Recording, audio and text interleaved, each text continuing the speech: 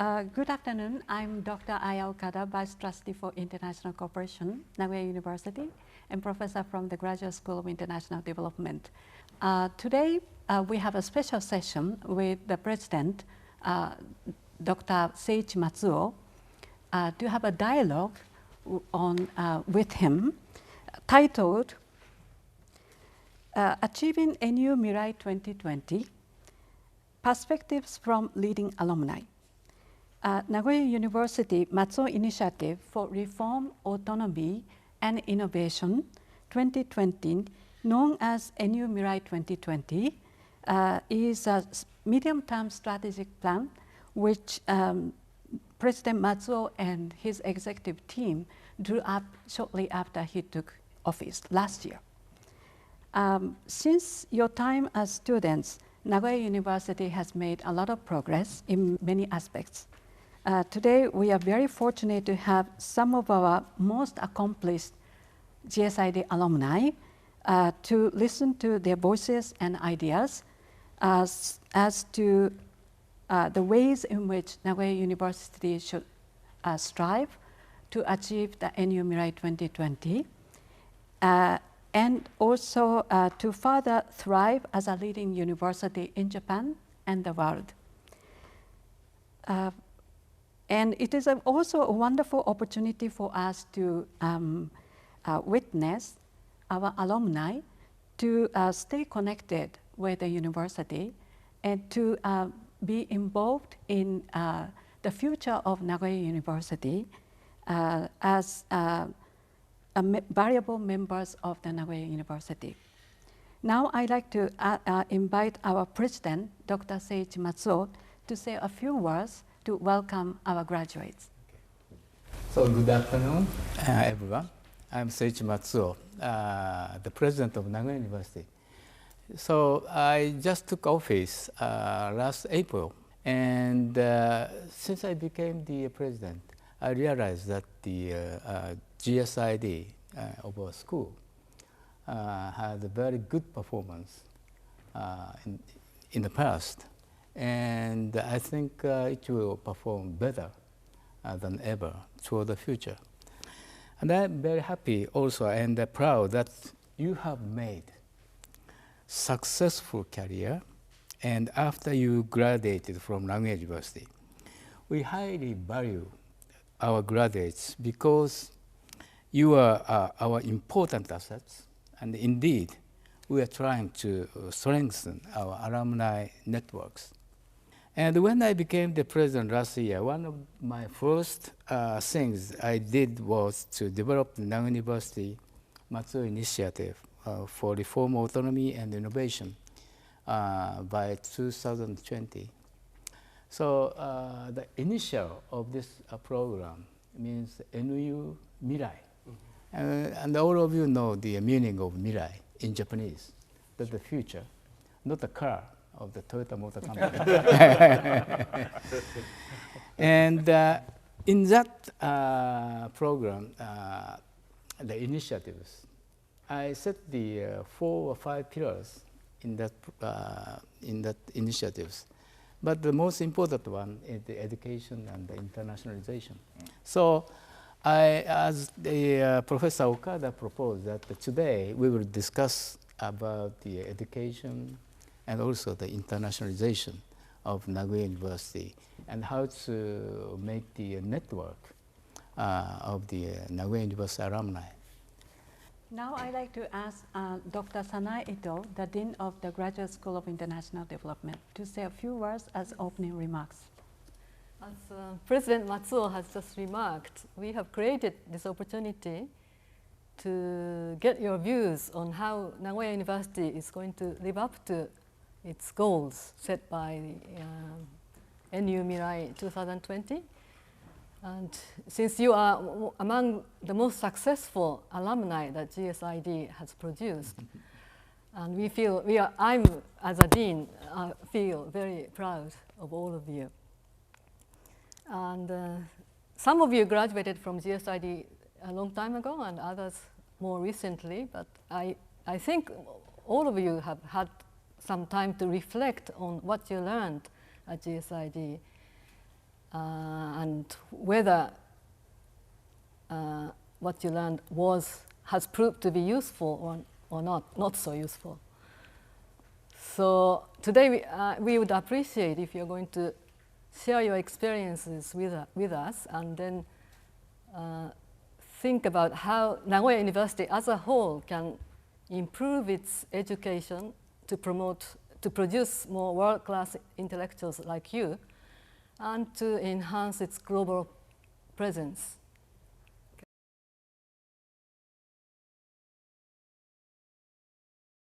Now I'd like to ask each of you to introduce yourself. 皆さんこんにちは。僕の名前はトルさん。僕は2年名古屋大学の勉強しました。でもが日本語全部忘れた。2 years ago, I was appointed as a governor of the National Bank of the Kyrgyz Republic, which is the central bank of the Kyrgyzstan. Charles Boliko. I'm from the Congo Minshu Kyowakoku, the so-called Democratic Republic of the Congo. I'm very proud, actually, because I belong to the very first batch of students who started GSID. Oh, and I pride myself for holding the first degree ever granted by GSID. It's my master's degree, number 00001. Ooh. So, this is a story that I tell everyone that wants to hear it. And I also belong to the very first group of 6 PhD graduates in 1996. Because when I came to Japan in 1990, I had 0 Japanese, and I had no English, basically. I could say my name is so-and-so, but I couldn't sit and sustain a conversation in English. So I studied both languages here at Nagoya University. And then I left not only with these 2 languages, but also with 2 degrees, a master's degree and a PhD degree. And those 2 degrees came with a lot of knowledge. Knowledge not only in terms of academic training, but also in terms of knowing the Japanese culture. And these 2 and the kind of education we received at GSID have been crucial. Absolutely essential in my career development ever since. My name is Rizal Avandi Lukman from Indonesia, and I graduated in year 2000. And my major study was DID, and I'm the one sent by the government of Indonesia, who's becoming the first batch of the government officers study in Japan. So since then, many more government officers studying in Japan. So I'm proud to be the first batch of the government officers. I'm very proud to be one of the graduates from Nagoya University. And I'm also serve as the chairman of the Indonesia Alumni for Nagoya University for Indonesia.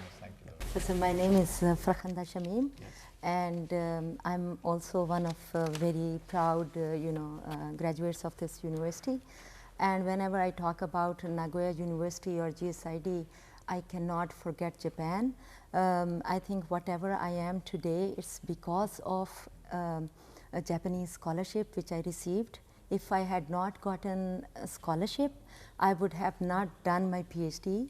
I would not be this kind of person which I am today, or with my successes or bold steps which I took in my life at different stages. So I think definitely when you say fearless leaders, I may not be a leader, but definitely Japan made me a fearless woman. So with that, so I'm I'm the first in my house, in my family, extended family, in my village, in my neighboring area like the city. I'm the first who got PhD degree, and it happened because of Japan and because of Nagoya University. So definitely, not only I am proud of, you should also be proud of that you contributed to people's lives. Nagoya University and GSID contributed towards people's life tremendously. So that is my personal experience while being here. when I talk about Japan, it's not that I was studying here and I got scholarship. The community was so supportive because I got my 2 kids raised, born and raised over here while doing my PhD. It was not possible without the help of Japanese, Japanese around me. So Hoikuen, for example, my kids' daycares, they were so supportive. I don't see this support anywhere in the world. And I cannot trust on anyone in the world where I can keep my very young kids in their hands and be free, you know, relaxed, and knowing that whatever I've told them, they will be doing exactly the same, the honesty, you know. So I cherish it, and that's what I took from Japan, wherever I went. Professionally, I think when I left GSID in 2007, I graduated in 2007, I went to Canada. I was received, you know, warmly and fully. Like once anybody knows that I came from Japan or my degree is from Japanese university, they accepted me right away. And my first job was offered within first month.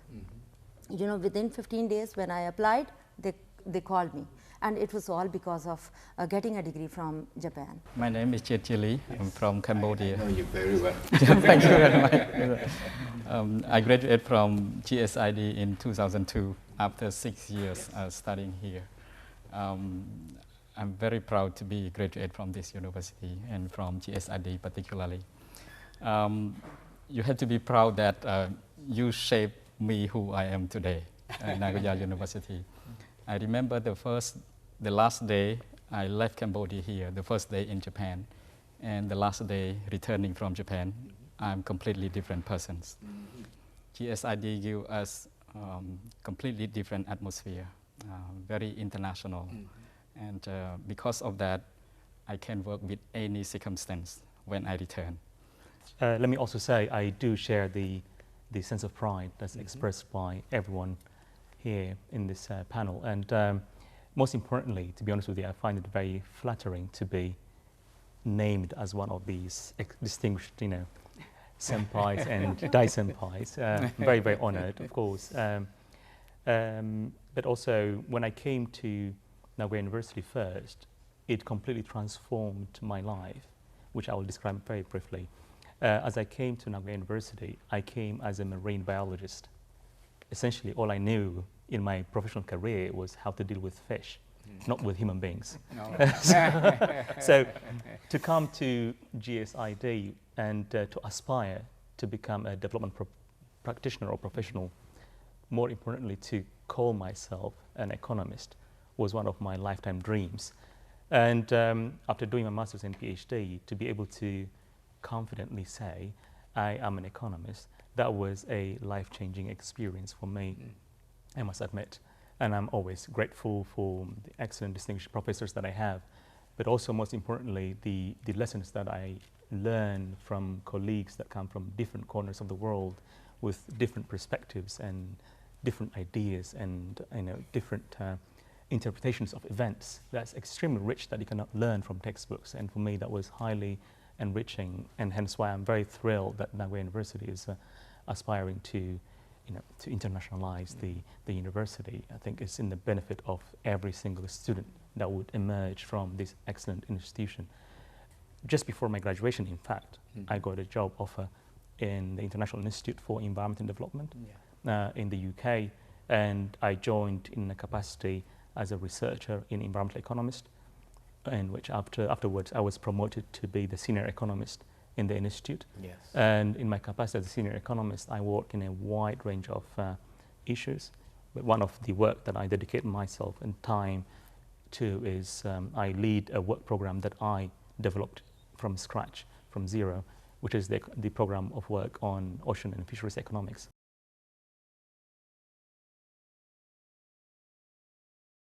Okay, thank you everyone. I'm clearly very proud of all of you having accomplished so much after you graduated from Nagoya University and from GSID in particular.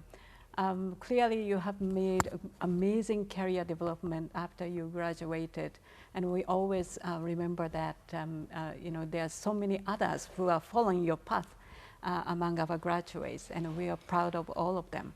Now let us start this discussion. That, as the President Matsuo mentioned, the first topic that we like to have is on education, which is one of the 5 pillars of the NU MIRAI 2020. Education is very important. We promote the excellence in education. Now, I'm sure you have a lot of ideas about how we should improve our education here at Nagoya University. Traditional education, Mr. President, emphasizes the need to select one field of study and go in depth and understand it as much as one can. Mm-hmm. This is what I call the vertical approach to academic training. Yes. But I think leader in your reform program is a key word. And leadership usually requires a different or additional set of skills and competencies, which cannot be acquired through the traditional vertical training itself. It requires leaders who can look at life and development more horizontally. And this is so fundamental in this era of sustainable development goals, where we recognize through SDGs that all stakeholders need to come together, that everybody has to make a contribution. But that's not enough. You need a set of leaders who know what others are doing, who have an idea as to how we can integrate all this knowledge in order to trigger what we call development in your program. And this is what I call a horizontal approach to university education, because development is by definition interdisciplinary. So from such kind of view, I think we need various kinds of, let's say, the role model, which the many students want to aim to be. And I think that all of you, each of you, I think the role model of such kind of the courageous intellectuals. So you have already achieved such kind of things. And the second thing I feel today, after hearing your introduction, not only the specialty, but also you have experienced the many aspects of the society, and you got many knowledges and skills in each aspect, and which make you very total and make you to have the very holistic approach to the very difficult problem which the human beings are facing. So I think, so thank you for the GSID, in which you maybe have such kind of very initial step of your career. And then you grow very bigger. So I think thank you very much. Thank you. Just to add, we've been running a leadership program to create, nurture courageous intellectuals with the support from the Ministry of Education called Leading Graduate Schools. And one of them is called Women Leaders Program to promote well-being in Asia. And Charles has been very helpful to support this program to come as a role model, as one of the leaders, lecturers. So on this occasion, I'd like to thank you for your contribution too. I think just to add to the exciting interpretation of courageous leaders and intellectuals that we produce for the future, I would probably interpret being courageous as being more proactive and more creative, because I think we live in an era which are constantly facing a number of emerging challenging issues, such as conflict, climate change, and a number of other issues that we constantly face. So what we need in the world, I think if we were to enhance the well-being of the society globally, we need to create leaders who are proactive and who can predict the future and do something about it today so that we know how to address that future challenge that we're facing, as opposed to learning from past experience and carrying on that trajectory. Because the trajectory is not going to be the same trend. It's going to be completely different from what we anticipate or what we predicted would be like 50 years ago. So I think that sort of creativity and more proactive leadership that we need to nurture is very important. But having said that, I couldn't help but think, how would you do that? And one of the ideas that springs into my mind is, because, for instance, talking about development or sustainable development, for instance, you rightly mentioned, we are constantly talking about the need for paradigm shift. We need to develop new approaches, new techniques, new methods in terms of how we understand it. And to the best of my understanding, I think Japan could be a better place where it can offer alternative thinking. So I was thinking about, could it be the center of excellence for Oriental studies, for instance? You know, could it be Oriental economics or something that could be in there that's slightly different from our existing paradigm that could offer something new? You know, such as, you know, the simple concept such as Motainai, for instance, was a global trend, for instance, which offered something different from the mainstream thinking. And I know there are a number of other philosophies within the Oriental society that could be offered to the rest of the world. And I think Nagoya University could be that center of excellence that offers an alternative narrative, an alternative approach, an alternative paradigm to the challenge that we may face in the near future.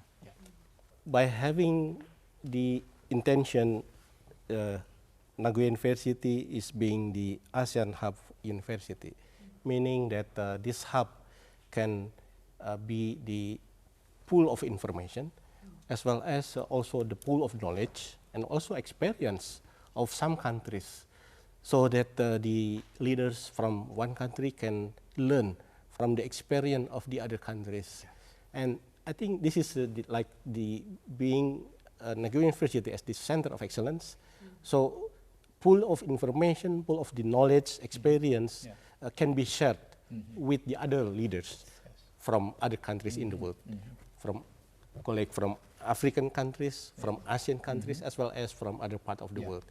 So by establishing this research center and being ASEAN Hub University, I think it can help make faster and easier one learn to the others. So I think your intention to have this initiative is very excellent. I do totally agree with what is said here. For education, you will improve admission, you will improve the policy related with the free field like a degree, like curriculum and student admission, and also you will make compatibility with the international university, international education system here that make easier for students to exchange and professor to exchange. For these three things, I think that's the point that will bring Nagoya Daigaku, especially our GSID also, to the new stage of education in this world. And I do agree with our colleague here that GSID is very important. And I look at myself and I compare me with myself some years ago before I entered GSID, completely different. And also between me and other people who specialize in something else. Way of thinking is different, and our perspective, our views also are different. This initiative, Mr. President, is very important and very timely, I believe, because a lot of changes going on, not only in Japan, but internationally. What seems to be a very standard and forever now is crashes, and I think the people who will get an education how to deal with these things will be on the top of the movement, despite of the country where they are originally from. As for me, as you talk and you ask about our advice, if you're allowed to give some advice in the field of teaching, I think it would be great if you can keep the GSID and polish it and make it more international. Just a simple thing. Last year, I was selected as a young global leader first from the Central Asian region by the World Economic Forum. It was very surprising for me. And when I last year met with Dr. Claude and asked him why, and he said that you see a lot of people tell about development practitioners, but not so many people are real development practitioners, because you don't know what you are doing.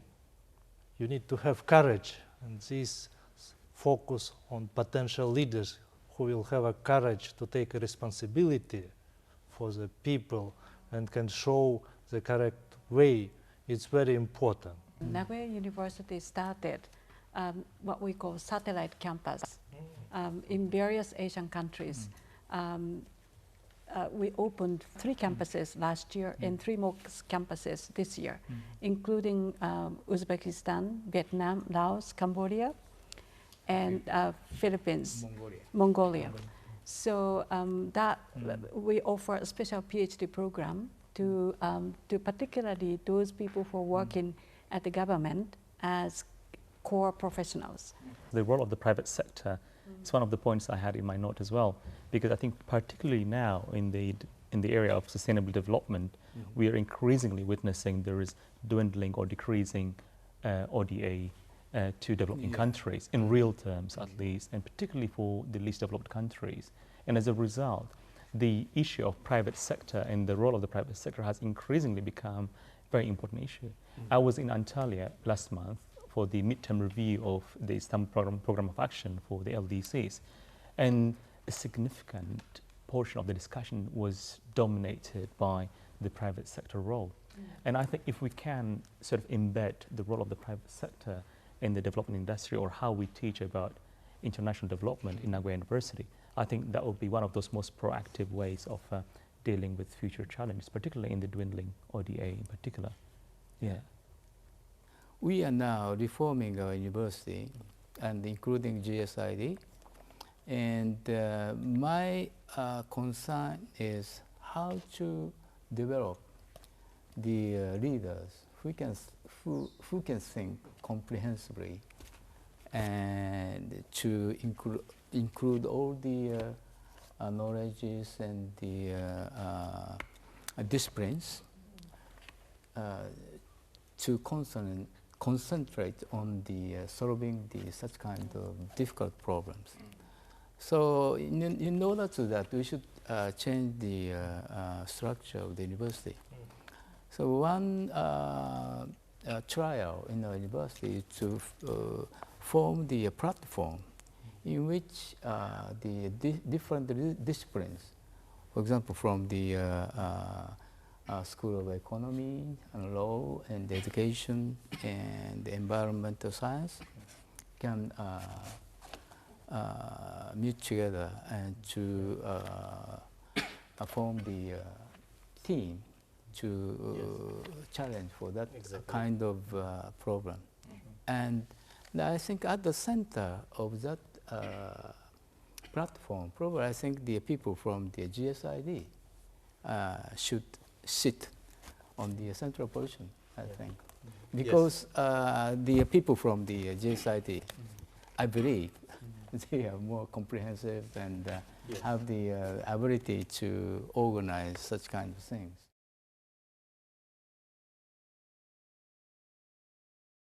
The second part of our dialogue is on the internationalization of the university, which is also highlighted in NU MIRAI 2020.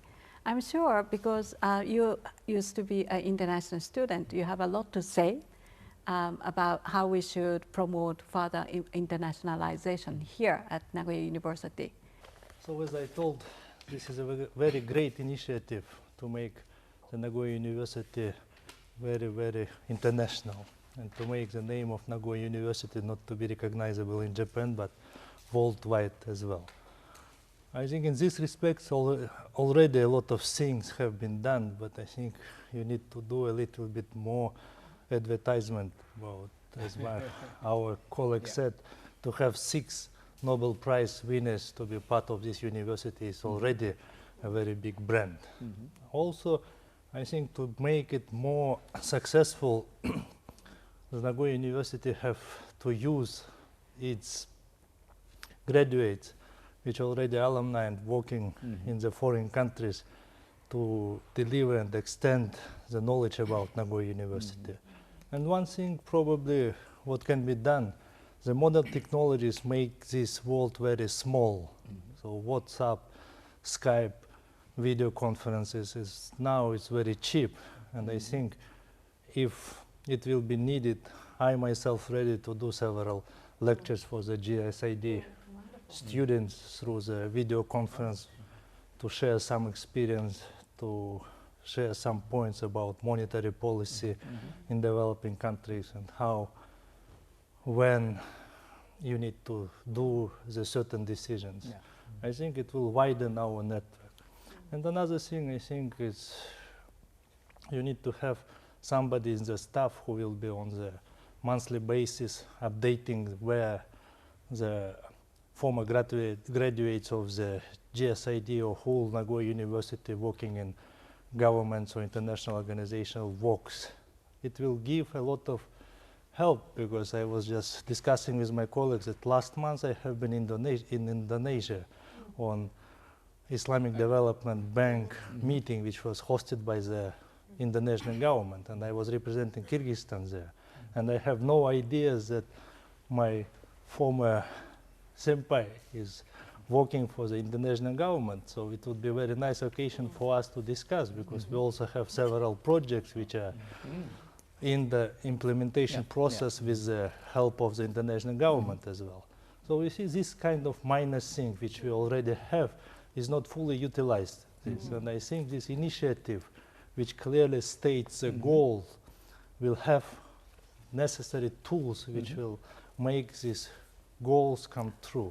It will be also very important to organize the international conference on some very important topics.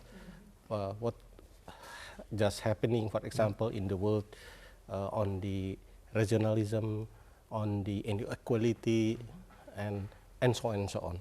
So I think the graduate School of International Development can be the focal point of this international conference.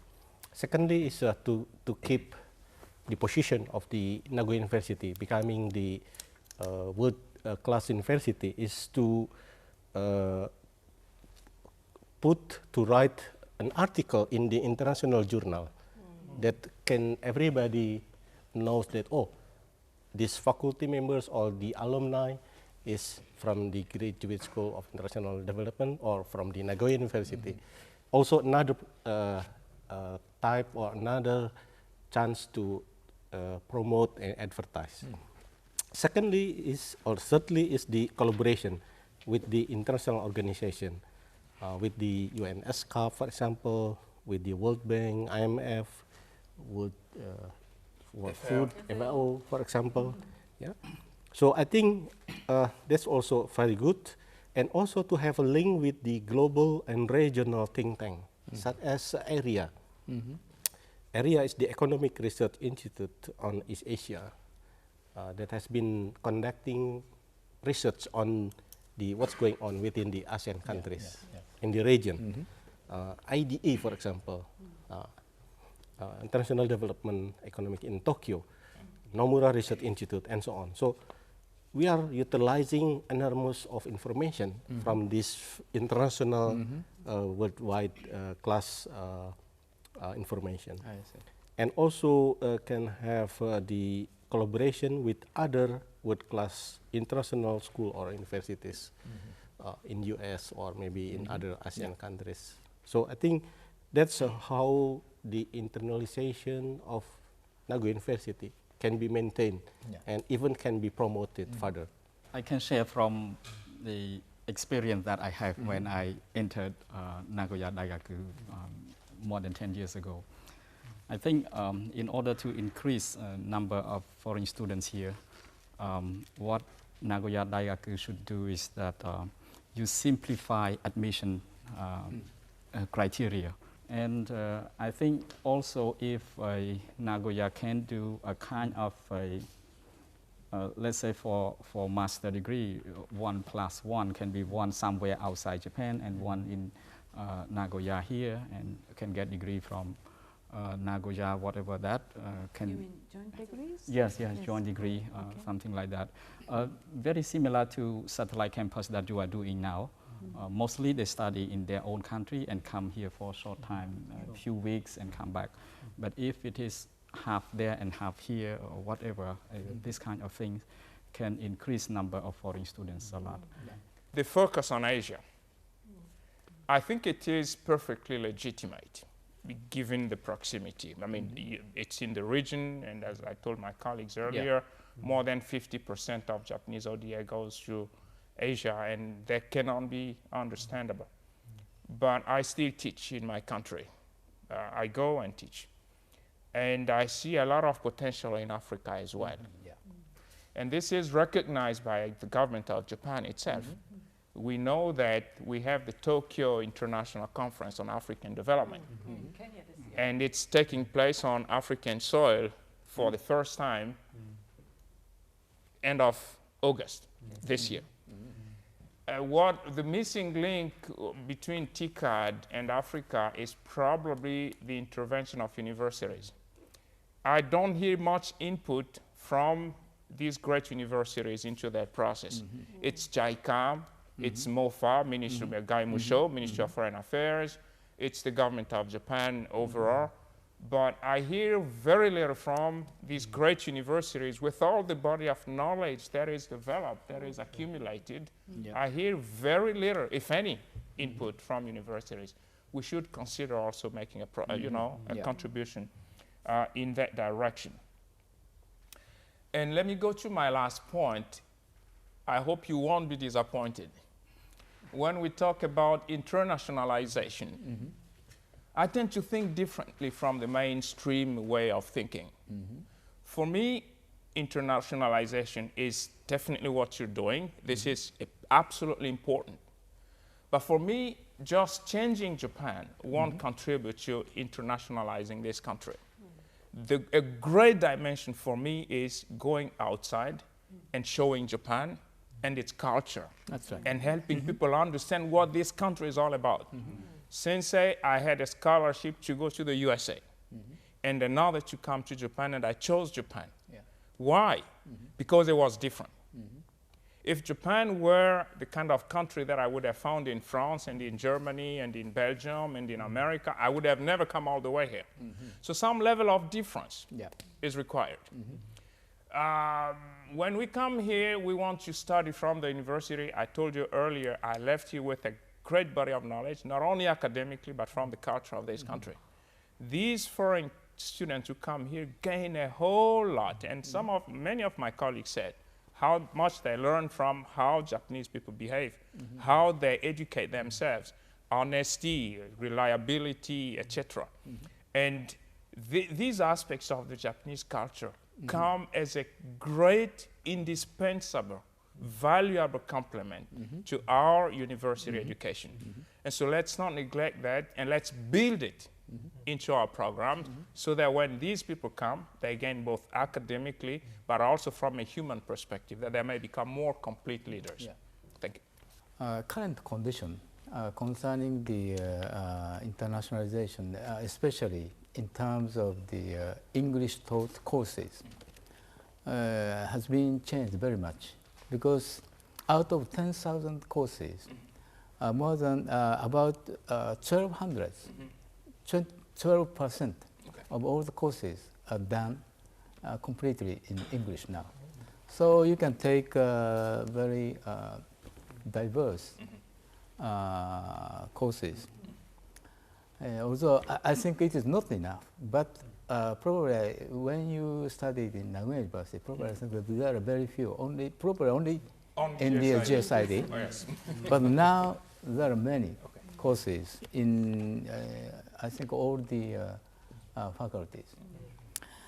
And so the second point, that how about the so-called the outbound of the students of the Nagoya University. So our goal is to send all the students to the foreign countries during their stay in the university. That means the 4 years for the undergraduate. And now I think the number is 800 every year. Yes, increasing. It's not enough, but probably I think at your time, I think less than 100 students went abroad. But also, if I just the flip side of the issue is, how do you also attract people to come from the other part of the world to Japan as well, right? And I was thinking purely from an economic point of view or human behavior point of view, is what's the unique selling point or proposition of Nagoya University? You cannot have one brand, one selling proposition and apply it to every region in the world. So if you want to appeal to African students, how do you sell that? If you want to appeal to European students, and how do you sell that? And I think probably Nagoya University needs to develop its brand in terms of how it wants to appeal to attract students from Latin America or North America or Africa or Europe or Asia with a different, sort of attraction, I would say. Regarding the internationalization of Nagoya University, as my colleagues mentioned, I think marketing is the strategy. We have to market more. We have to. We are already a brand. We don't have to build a brand. We are there. We just need to market it. As I said, perhaps some department in Nagoya University becoming more less rigidity. It's becoming more flexible. So some issues that becoming the concern of some department can be jointly lectures, like jointly the lectures conducted by several departments. For example, economics and GSID to have some lectures. Yes, joint courses. Mr. President, you have always need to remember one thing, that the big policies sometimes stop at the early beginning on the very simple things. These simple things, what I see from my experience in Japan, is housing. So the people, all international students, 1 year allows them to live in this Ryu Gakusai Kaikan, this for foreign students. But I have 2-year program. But then, even I have a scholarship from ADB, it become a very big problem for me to find an apartment. Because should I study or concentrate on looking for apartment? Because the ways how you need to find the apartment, you need to give some present money, you need to put a deposit, you need to spend almost 2 or 3 months to search and to make a deal. And from my experience, what GSID have, it's very nice that half of the students are Japanese, half of the students are foreigners, because Japanese in this difficult situation are very helpful. They're always helping you to find some equipment for your house, some furniture. Without the proper knowledge of Japanese, it would be very difficult. And in today's era of globalization, when we have competition between the universities like Oxford, Cambridge, Harvard, they have campuses in Dubai, in Barcelona, everywhere around the world. Students become more picky on the basic necessities as well. So they're looking, so should I pay the money for tuition and pay money for the housing? He don't want to be searching here for another apartment, spending his time. So that's why I hope when you will be developing and implementing this very important mission, you should always remember, Mr. President, about all these minor things as well. In Nagoya University, we are planning to build the new big apartment in the the Daiko campus. That is not say enough. Because we want to increase the number of the foreign students. Now we have the 2,200, and we are aiming at to 3,000. So that is about 3,000 means about 18 or 19% of all the Nagoya University students. It's a lot. About partnerships as well. Mm-hmm. Just to give an example from the institute where I work, Mm-hmm. which is the International Institute for Environmental Development. We're a very small institute. The research team is not more than 60 people or 60. so. Mm-hmm. Yeah, but we appear as very big Yeah. from the outside world. Yeah. So everybody's shocked agree. when I tell them we are Mhm. only 60 people actually working on this. And our strength is partnership. We have extremely widespread partnership all over the world. Mm-hmm. In tens of thousands, Yeah. people working with us closely in Mhm. different projects. Yeah. And I think the same model could be emulated by Mhm. Nagoya University Mm-hmm. by perhaps signing MOUs with different organizations, be it in Asia, Africa, or Yeah. the UK, or in the US, everywhere. And also doing some practical research projects together as well. Probably, I'm sure that's being done, I'm Mhm. 100% sure. Yeah. But probably that can be augmented perhaps Mm-hmm. in terms of, because some European organizations may have access to Europe-based funding opportunities. Yes, yes. Japanese would Mhm. have the Japan-based Mhm. funding opportunities. So we can sort of capitalize on that and work together on a practical project, which further sort of enhances the Yeah. branding, visibility, and of the university in general. Nice. For me, it's very grateful to know this NU MIRAI 2020 initiative, Mr. President, and I'm very proud to be one of the graduate from the university, and I look forward for the implementation of this initiative, Yeah. and I can be ready to support Thank you very much. in what I can do in my country to promote Nagoya University, Yes. as well as to keep link my alumni in Indonesia with the university. And finally, I wish the program will be implemented successfully, and one day I'll be find out that in my country there will be a link the information with the university. Yes. And notice that the Nagoya University regarded as the Asian Hub University. Second point I want to make is that Japan offers to the rest of the world an extremely interesting and original special development model. Mm-hmm.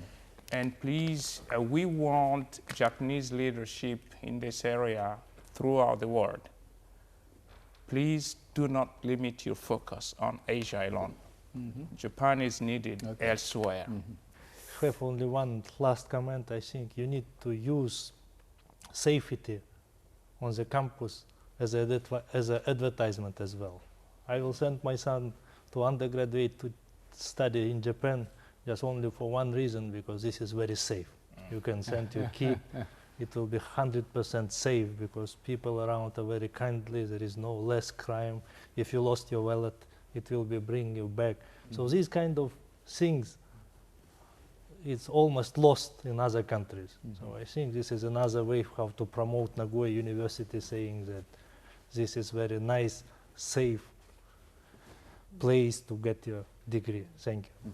I'd like to express my sincere thanks to all of you because today I'm very proud, all of you, and because you have made such a successful career. But the start point was the GSID. And I also thank for all the teachers and the staffs in GSID who made all of you to the present figure. So I'm very proud. And the second thing is that today I got a very nice suggestion and comments from all of you, and all of which are very valuable for university. So as far as I can, I will utilize your ideas to change our university toward the future. And the third thing I strongly feel is that to maintain or even strengthen the relationship of these human networks, because you have a lot of ideas and a lot of experience in various areas and in various regions. That is very valuable for university. And I think the GSID of Nagoya University is it's a kind of a window to the world. So probably I think through this GSID and through the other channel, probably I think the Nagoya University can be more internationalized, which means the understanding of the different cultures, which means the understanding of the diversity and accepting the different culture and other situations, and then collaboration with each other. And as you said, that the implementation is most important.